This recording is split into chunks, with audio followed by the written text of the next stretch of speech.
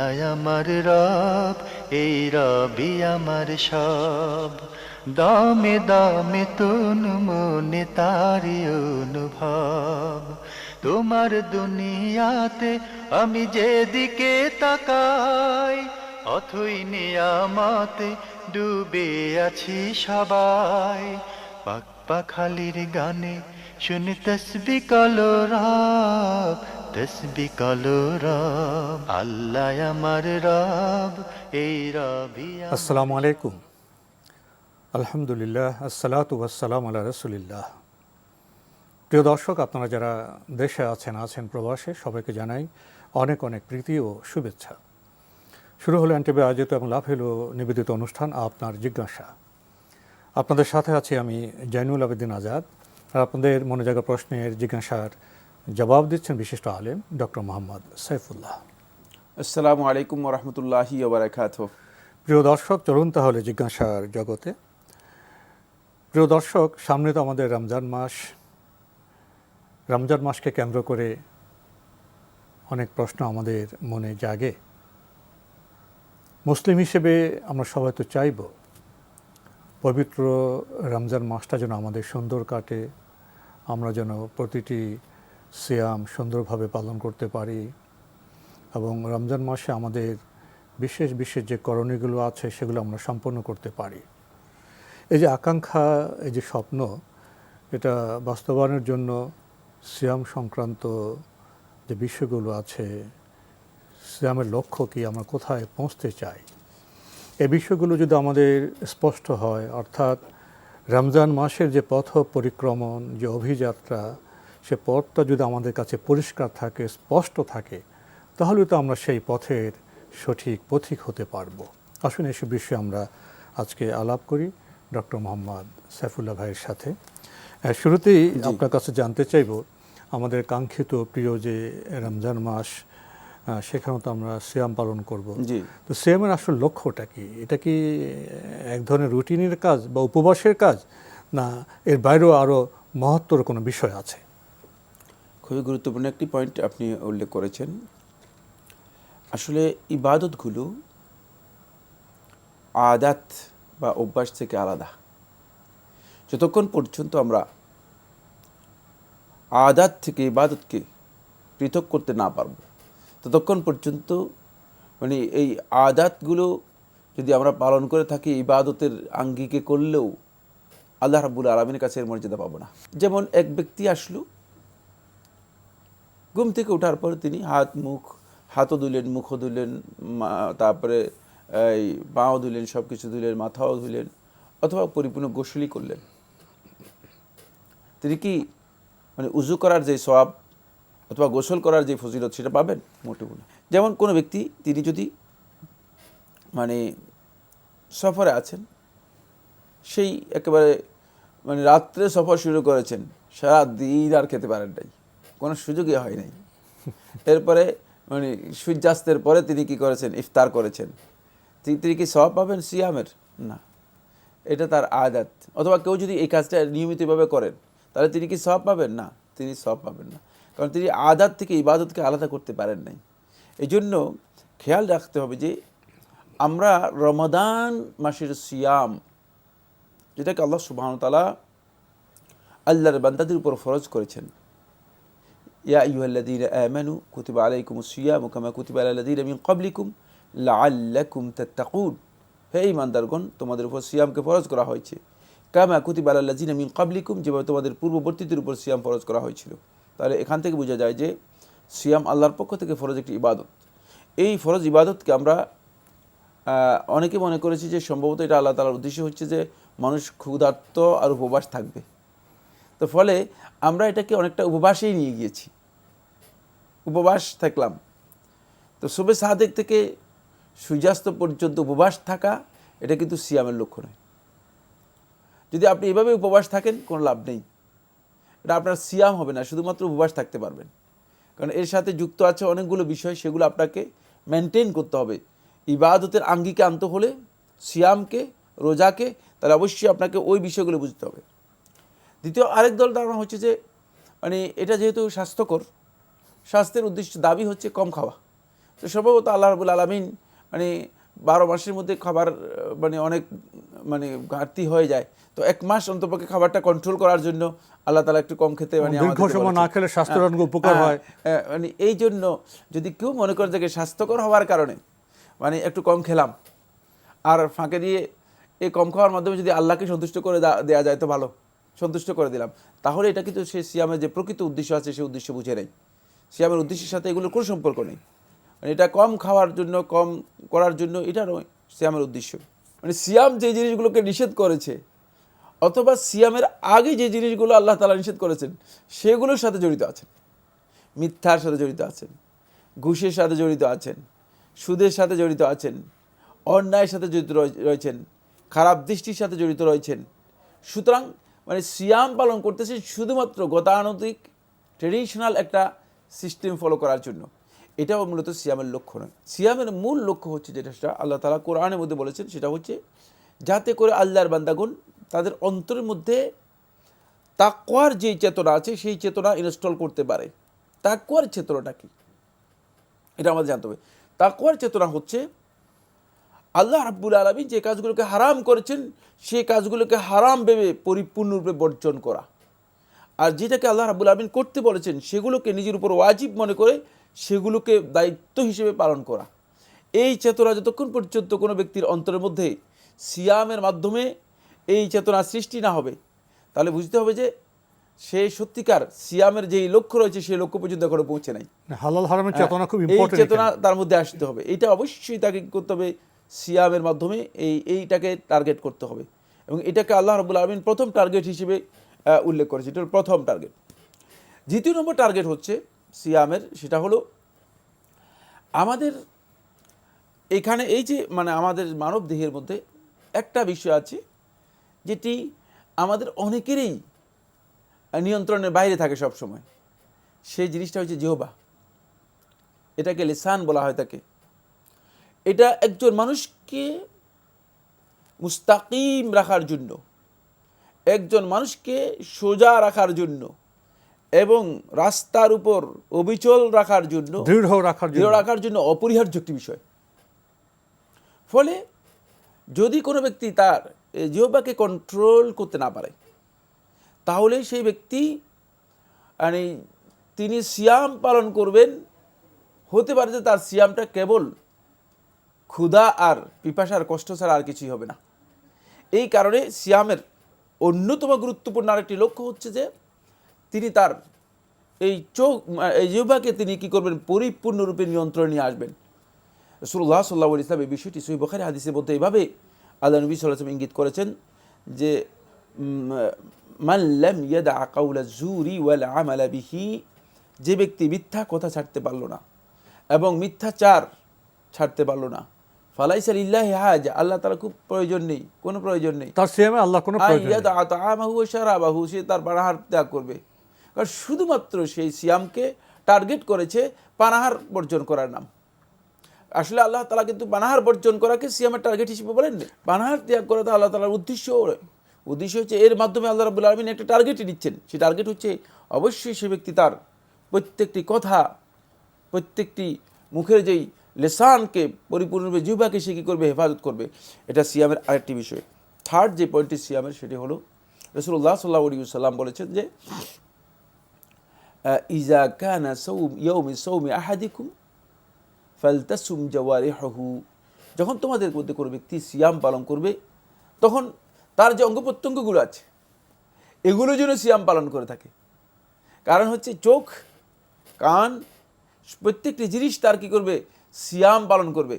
মানে সিয়াম পালন করবে ফালতাসুম, মানে জাওয়ারিহু অর্থ কি, ফালতাসুম জাওয়ারিহু আনিল মানহিয়াত, এগুলোর জন্য যা নিষেধ করা হয়েছে, চোখের জন্য যেটা নিষেধ, কানের জন্য যেটা নিষেধ, হাতের জন্য যেটা নিষেধ, পায়ের জন্য যেটা নিষেধ, এইসব নিষেধাজ্ঞা থেকে সে নিজেকে কী করবে, পরিপূর্ণরূপে দূরে রাখবে। তাহলে বোঝা গেল যে মানে সিয়াম শুধুমাত্র এই কাজ নয় যে আমি শুধু মানে পানাহার থেকে দূরে থাকলাম অথচ আমি চোখ দিয়ে খেয়ালত করলাম, অথচ আমি কান দিয়ে আল্লাহ রাব্বুল আলামিনের বিধান এর খেয়ালত করলাম, অথচ আমি মানে হাত দিয়ে আল্লাহ রাব্বুল আলামিনের মানে নিয়ামতের নাফরমানি করলাম, যদি এই কাজগুলো কেউ করে থাকেন তাহলে তিনি সত্যিকার আল্লাহর বান্দা হিসেবে সিয়াম পালন করতে পারেনি। আপনি বলছিলেন শুধু উপবাস থেকে আপনার পেটের যে সিয়াম, এটা সিয়াম নয়, চোখের সিয়াম, কানের সিয়াম, পায়ের সিয়াম, হাতের সিয়াম, এসব বিষয়ে আপনি কথা বলছেন। হ্যাঁ, মানে আমরা সিয়ামের যে লক্ষ্য রয়েছে সেই লক্ষ্যের দিকে আমরা যাচ্ছিলাম, যে সিয়াম আসলে মানে আমাকে পরিপূর্ণরূপে আল্লাহ রাব্বুল আলামিনের কাছে, মানে আমার এই অঙ্গ প্রত্যঙ্গ নিয়ে যেতে আল্লাহ তাআলার কাছে আমি সায়েম হতে পারি, সিয়াম পালনকারী হতে পারি। এখানে শুধুমাত্র মানে ক্ষুধার সিয়াম আর পিপাসার সিয়াম হলে যথেষ্ট হবে না।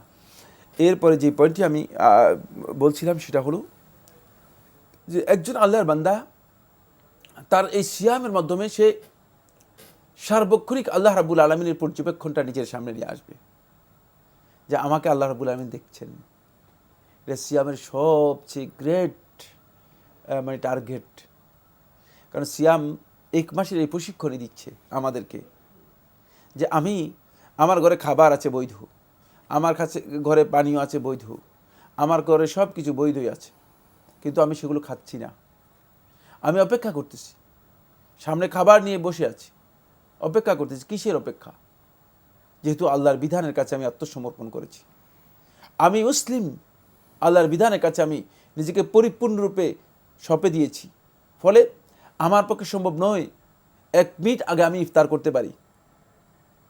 আমার পক্ষে মানে 1 মিনিট আগে ইফতার করা সম্ভব নয়। আমি অপেক্ষা করতেছি যে ইফতারের সময় হবে, তারপর আমি ইফতার করব। এই যে চেতনা, আনুগত্যের এই চেতনা, চেতনা আনুগত্য এবং পর্যবেক্ষণের চেতনা।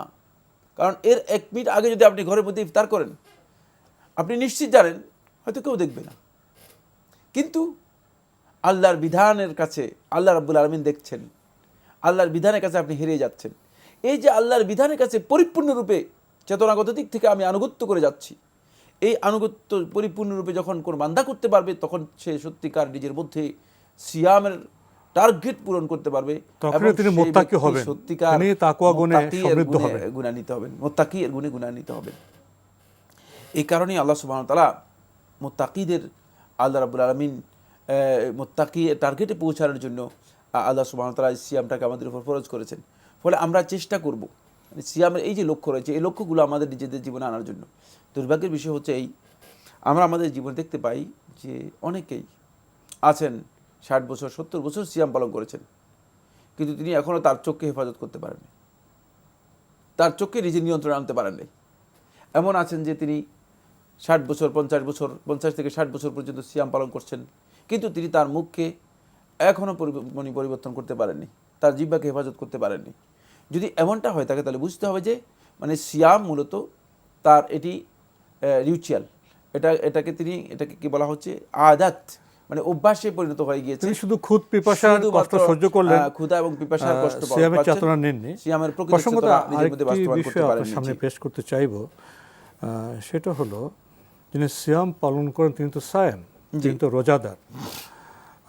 রাগ এবং ধৈর্য হারিয়ে ফেলা, এই বিষয়গুলো একজন সায়েমের সাথে, রোজাদার সাথে কি যায়? রাগ করেন, ধৈর্য হারিয়ে ফেলেন রোজা রেখে। না, সিয়ামের অন্যতম আরেকটি লক্ষ্য হচ্ছে সিয়ামের আরেক নাম হচ্ছে সবর। সিয়ামের অন্য একটা নামই হচ্ছে সবর।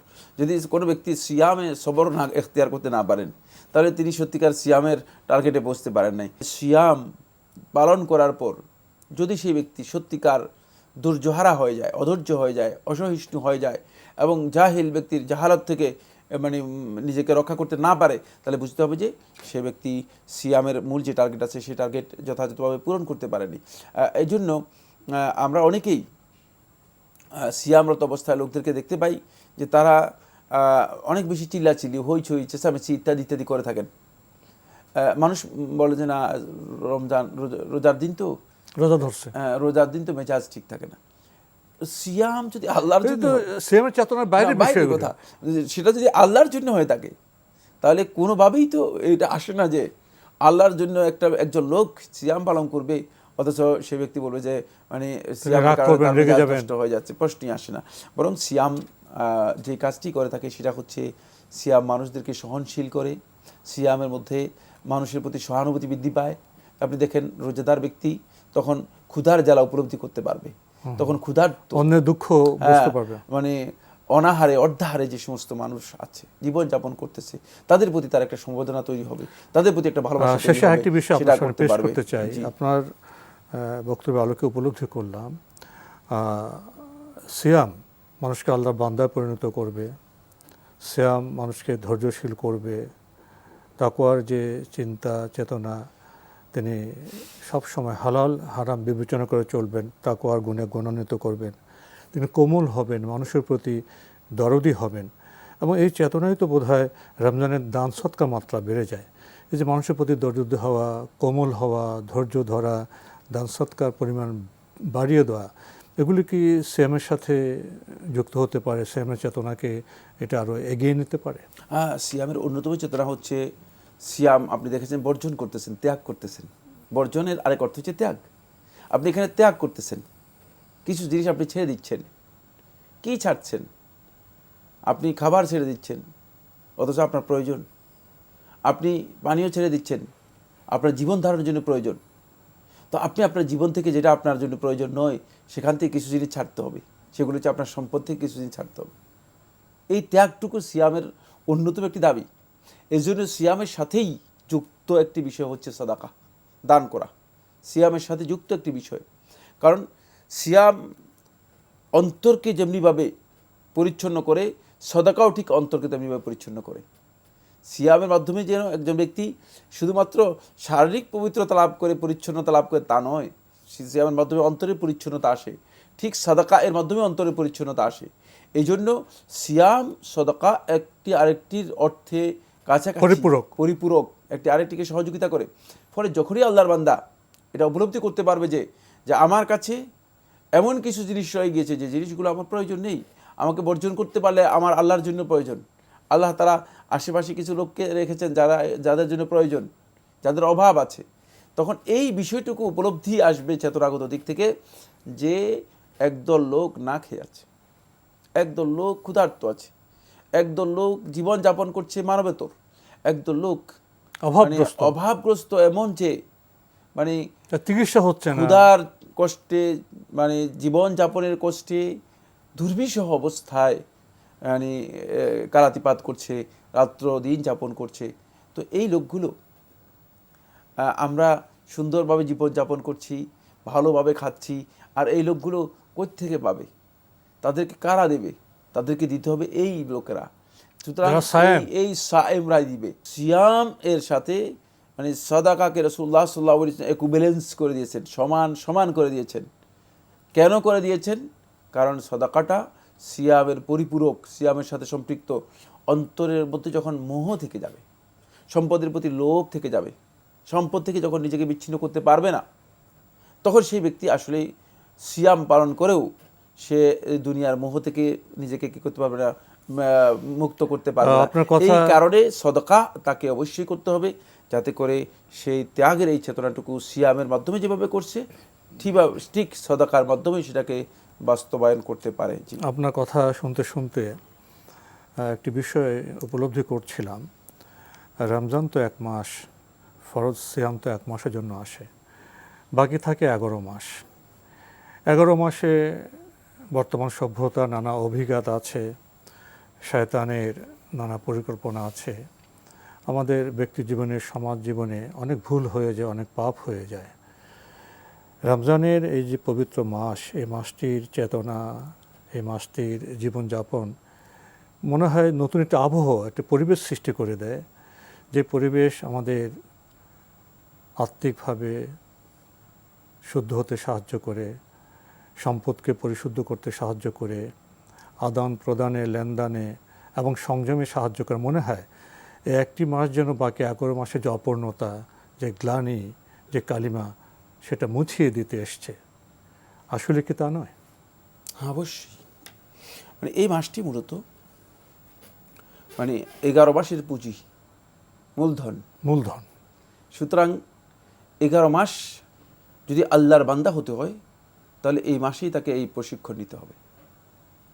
এই জন্য আল্লাহ সুবহানাহু ওয়া তাআলা রমাদান মাসটাকে আমাদের জন্য প্রশিক্ষণের মাস হিসেবে আল্লাহ রাব্বুল আলামিন দিয়েছেন।